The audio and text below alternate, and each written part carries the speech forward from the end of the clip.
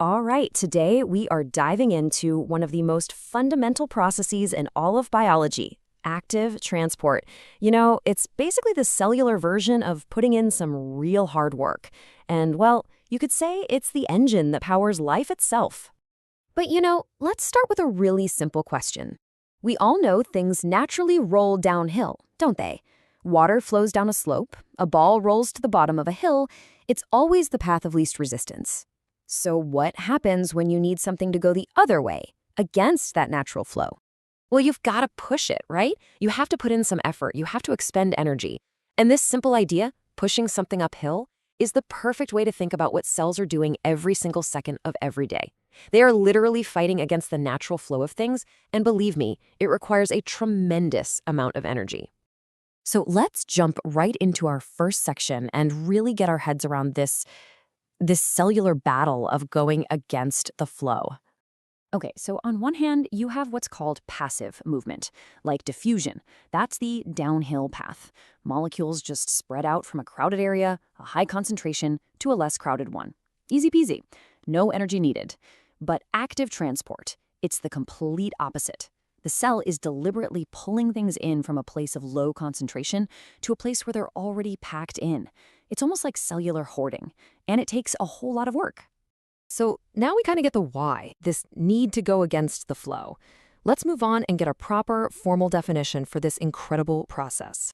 Here we go. So active transport is the movement of particles through a cell membrane from an area of lower concentration to an area of higher concentration. And this is the key bit, it uses energy from respiration.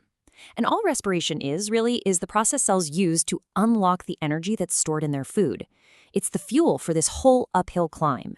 So let's break that down into 3 absolutely essential ingredients. First, you're moving particles against their natural trend, against the grain. Second, you absolutely have to have energy to do it. And third, you need some very specialized machinery to get the job done. And these are called carrier proteins.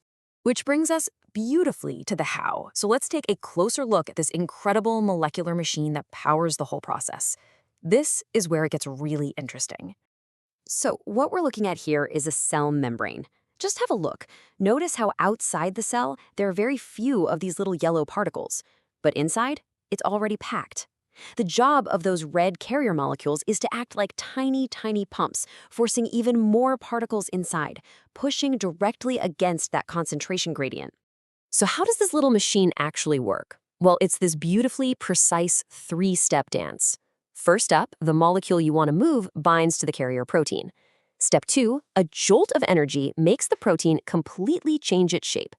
And finally, step 3, this shape change pushes the molecule right through to the other side. It gets released, and the protein just snaps back, ready to go again. And this gives us a perfect look at that whole process in action. You can see it right there, the nutrient binds, the protein uses energy to change its shape, and boom, the nutrient is released inside the cell. I mean, what a fantastic piece of molecular engineering. Okay, so we've seen the mechanism. Now, where does this actually happen? Let's look at some really powerful, real-world examples of active transport at work. Right, so this isn't just theoretical stuff. It's happening all around us and inside us, right now. Take plants, for instance. Their root hair cells are using active transport to pull essential mineral salts like phosphate out of the soil. And this happens even when the concentration of those minerals is already way higher inside the root. It's how they get the food they need to grow. And in our own bodies, the walls of our small intestine are constantly using active transport to grab every last bit of useful glucose from our food and pull it into our bloodstream. So just think about what that really means. For a plant, it's the difference between starving and thriving. And for us, it's how we get the fundamental energy from the food we eat. It is absolutely 100% vital. And this all leads to our final big picture question. Why on earth does this one tiny process matter so much for life itself? So here's the bottom line. Active transport is what allows a cell to be different from its environment. It lets life build itself up, to concentrate all the good stuff, to create a bit of order out of the randomness of the outside world. It's how a cell collects all the building blocks it needs to survive. It really is the engine of complexity. You could say that life doesn't just go with the flow. No, it actively works against it to build something organized and and quite remarkable. So I'll just leave you with this final thought. If life itself is a kind of uphill battle against chaos, against everything just falling apart, could it be that this tiny molecular process, active transport, is the very engine that keeps all of us climbing?